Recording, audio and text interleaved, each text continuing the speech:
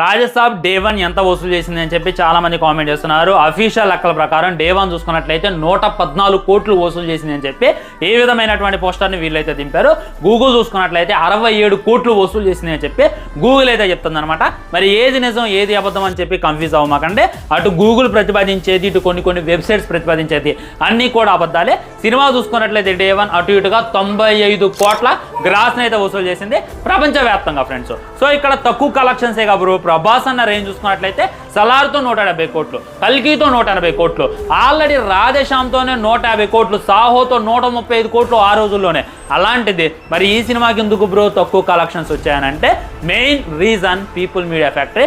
ఎందుకంటే వాళ్ళకి ప్రాపర్గా సినిమాని రిలీజ్ చేయటం చేత కాలేదు. ప్రీమియర్స్ చూసుకున్నట్లయితే అసలు ఎక్కడ షోసే పడలేదు. మ్యాక్సిమం ఒక ఆంధ్రప్రదేశ్లో పడ్డాయి. ప్రీమియర్స్ మొత్తం ఇండియా మొత్తం వేరే చోట్ల కూడా పడున్నట్టయితే ఖచ్చితంగా మంచి కలెక్షన్సే వచ్చాయి, మంచి రిజల్టే వచ్చేది. సో ప్రభాస్ అన్న ఫస్ట్ టైం ఒక్క సినిమాతో 100 కోట్లు కొట్టలేదు. ఇది కూడా 100 కోట్లు కొట్టినట్లయితే మన హ్యాట్రిక్ కాదు డబుల్ హ్యాట్రిక్ అయ్యేదన్నమాట. ఆల్రెడీ 3 హ్యాట్రిక్ 2 కొట్టేసిండు, 2 కొట్టేసిండు. ఇది కూడా కొట్టినట్లయితే డబుల్ హ్యాట్రిక్ 100 కోట్లు కొట్టిండు అని చెప్పి అనిపించేది అనమాట.